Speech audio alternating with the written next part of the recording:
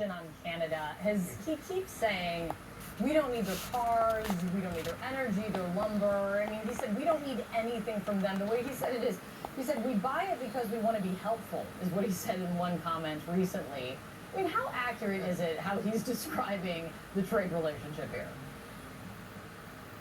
Well, that's not a very accurate characterization of the relationship. I mean, trade is beneficial to both parties. We buy things from Canada because they're relatively cheap compared to doing them here, and they buy things from us for the same reason. And so I think the important thing to recognize is that we talk about the U.S. and Canada, but there's one unified economic entity called North America. Mexico, U.S., and Canada have lots and lots of economic linkages.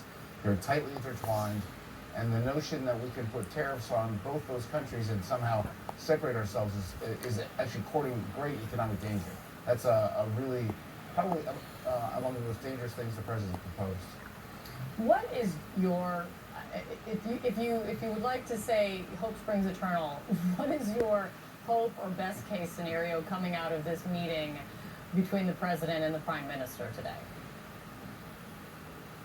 Well, I think that the Prime Minister said pretty clearly that he wants to look past where the United States and Canada are right now and think about the long-term structure of the economic and security relationship. That would allow Mr. Trump to specify what exactly he would like to get out of that relationship and sort of lay down some markers, say, Canada, look, we need these efforts at the border. We'd like you to make these efforts toward China, which likes to reroute goods through you to get to the United States. Whatever it may be, lay down a clear set of objectives for the United States in that relationship, and then Canada can counter. That's the nature of a negotiation.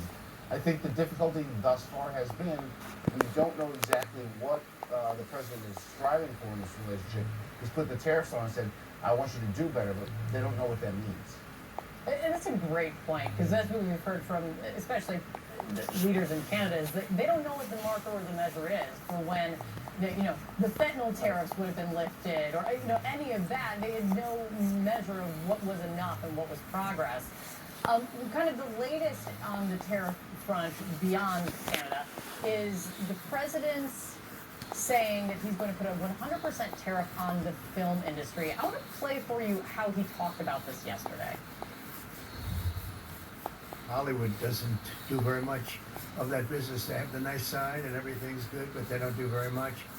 A lot of it's been taken to other countries, and a big proportion. And I'm actually going to meet with some because, there's some advantages, I guess, and I'm not looking to hurt the industry. I want to help the industry. Can he do this? I mean, what does implementation look like? And I don't know. Give me your thoughts.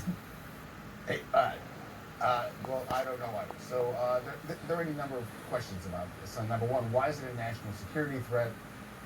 That's supposedly the guys that are going to do this. Number two, I think it does reveal some of the difficulties in the mindset he brings to this problem, because in most cases, movies are a great example. There are some locations in the U.S., there are some locations abroad. A movie is a mixture of things made in the U.S., things made outside the United States. It's not a U.S. movie or a foreign movie. It's in fact something that's a combination of both. Think of Star Wars movies shot all over the globe. So it's hard to take those apart and put a tariff on the piece that isn't the U.S. That's also true of a lot of the goods that he's trying to put tariffs on. They're not uniquely foreign or U.S. They're mixtures of both. And that's been an Achilles heel of this effort all along. And the last thing is, I don't know how you implement this. Is it a 100% tax when you buy a movie ticket? Is it what do you do with downloads and streaming things? I don't know. You could imagine the first reel coming into the United States and putting a 100% tariff on it, but I don't know the value of that reel because it hasn't been in the box office yet. So I don't know how you would do this if you wanted to do this. I haven't thought about it the ways. It's almost like a movie is like a car. Like there's no singular foreign or domestic. Yeah. That's really an interesting way and an important way of thinking about it. It's great to see you, Doug. Thank you. John. Yeah, Tatooine, definitely not.